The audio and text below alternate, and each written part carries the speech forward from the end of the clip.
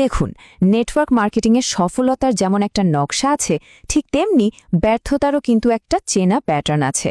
আজকের এই বিশ্লেষণে আমরা দেখব কেন এই ইন্ডাস্ট্রিতে এত এত মানুষ যোগ দিয়েও ব্যর্থ হয়, আর সেই ব্যর্থতার প্যাটার্নটা যদি একবার বুঝে ফেলা যায়, তাহলে কিভাবে সফলতার নকশাটাও তৈরি করা সম্ভব। চলুন গভীরে যাওয়া যাক। স্ক্রিনের এই সংখ্যাটা একবার দেখুন, ১৯ মিলিয়নেরও বেশি। ভাবা যায়, এটা কিন্তু শুধুমাত্র একটা ডিরেক্ট সেলিং কোম্পানি ডিএক্সএনের বিশ্বব্যাপী মোট সদস্য সংখ্যা। মানে এই বিশাল অঙ্কটাই আসলে বলে দেয় যে এই ব্যবসার মডেলের প্রতি মানুষের আকর্ষণটা ঠিক কতটা। আর এটা যে হুট করে গজিয়ে ওঠা কোনো কোম্পানি তাও কিন্তু নয়। ১৯৯৩ সাল থেকে বিশ্বের ১৮০টারও বেশি দেশে এরা সফলভাবে ব্যবসা করে আসছে। তার মানে কি, এর ভিত্তি আর সিস্টেম দুটোই কিন্তু একদম মজবুত আর বছরের পর বছর ধরে পরীক্ষিত। তাহলে আসল প্রশ্নটা তো এখানেই, এত বড় এত প্রতিষ্ঠিত একটা প্ল্যাটফর্মে যোগ দেওয়ার পরেও ডাইরেক্ট সেলিং অ্যাসোসিয়েশনের রিপোর্ট বলছে ৮০% নতুন সদস্য প্রথম বছরেই হাল ছেড়ে দেয়। কেন? এই যে একটা অদ্ভুত বৈপরীত্য, এটাই আমাদের আজকের আলোচনার মূল ফোকাস। ব্যর্থতার কারণ খুঁজতে গেলে সবার আগে কিন্তু নিজের ভেতরের দিকেই তাকাতে হয়। তো চলুন প্রথমেই সেই মানসিক বাধাগুলো একটু দেখে নিই, যেগুলো কিনা সাফল্য আসার অনেক আগেই আমাদের পথ আটকে দেয়। প্রথম আর সবচেয়ে বড় যে ফাঁদ, সেটা হলো অবাস্তব প্রত্যাশা।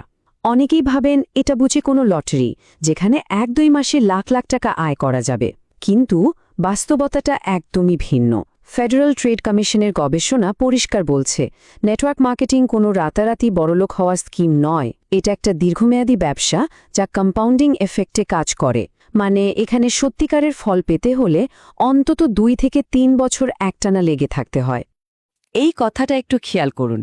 আত্মবিশ্বাস আসে অভিজ্ঞতা থেকে, আর অভিজ্ঞতা আসে ব্যবহার থেকে। দ্বিতীয় যে অভ্যন্তরীণ বাধা, সেটা হলো পণ্যের প্রতি নিজেরই কোনো বিশ্বাস না থাকা। কিন্তু সেই বিশ্বাসটা আসবে কোত্থেকে? হার্ভার্ড বিজনেস স্কুলের একটা কেস স্টাডি বলছে, যখন একজন ডিস্ট্রিবিউটর নিজে পণ্যটা ব্যবহার করেন, তার উপকারিতাটা অনুভব করেন, ঠিক তখনই তার মধ্যে একটা খাঁটি আত্মবিশ্বাস জন্মায়। এই আত্মবিশ্বাস কিন্তু কোনো স্ক্রিপ্ট মুখস্থ করে আসে না। আরও দুটো বড় মানসিক বাধা আছে। একটা হলো ধারাবাহিকতার অভাব, আর অন্যটা হলো মেন্টরের পরামর্শ না শোনা। দেখুন, ধারাবাহিকতা মানে কিন্তু প্রতিদিন ৮-১০ ঘন্টা কাজ করা নয়। এর মানে হলো প্রতিদিন নিয়ম করে অন্তত একটা গুরুত্বপূর্ণ কাজ করা, যেমন কোম্পানি দেয়ার ন্যূনতম মাসিক সেলস টার্গেট বা মান্থলি কোয়ালিফিকেশন পূরণ করা। আর দ্বিতীয়টা হলো ইগো, মানে নিজের অহংকারের কারণে একজন সফল ব্যক্তির দেখানো পরীক্ষিত পথটাকেই অনুসরণ না করা। আচ্ছা, মাইন্ডসেট তো না হয় ঠিক করা হলো, কিন্তু শুধু মনে মনে চাইলেই তো হবে না, তাই না? সঠিক কাজগুলো ঠিকভাবে করতেও তো হবে। চলুন এবার আমরা বাইরের দক্ষতার ঘাটতিগুলো নিয়ে কথা বলি। এরিক ওরির বিখ্যাত বই গো প্রো অনুযায়ী এই ব্যবসায় সফল হতে গেলে এই ৫টা মৌলিক দক্ষতা লাগবেই। সম্ভাব্য গ্রাহক খোঁজা বা প্রসপেক্টিং থেকে শুরু করে ক্লোজিং পর্যন্ত। এই ৫টা দক্ষতা অনেকটা রান্নার রেসিপির মতো, বুঝলেন? এগুলো কোনো জন্মগত প্রতিভা নয়। যে কেউ চাইলে সঠিক প্রশিক্ষণের মাধ্যমে এই স্কিলগুলো অর্জন করতে পারে। আর আজকের ডিজিটাল যুগে সবচেয়ে বড় দক্ষতার ঘাটতি হল পার্সোনাল ব্র্যান্ডিং, বিশেষ করে সোশ্যাল মিডিয়ায়। হাবস্পটের এই পরিসংখ্যানটা একবার দেখুন।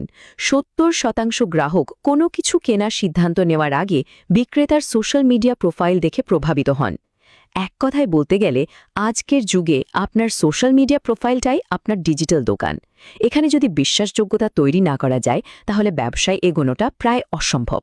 তো আমরা ব্যর্থতার কারণগুলো এক এক করে দেখলাম, কিছু মানসিক আর কিছু কৌশলগত।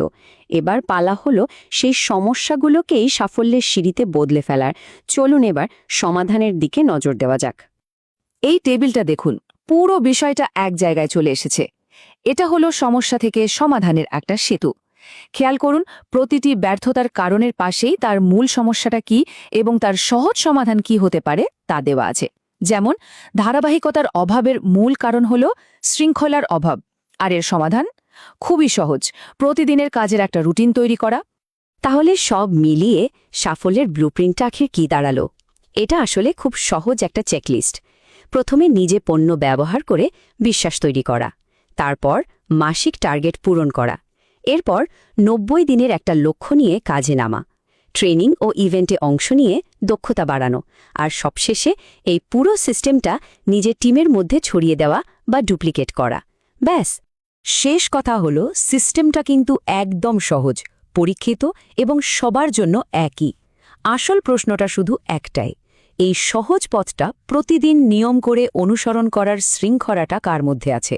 কারণ দিন শেষে সাফল্য বা ব্যর্থতা এর পুরো দায়ভার কিন্তু ব্যক্তির নিজের হাতেই থাকে।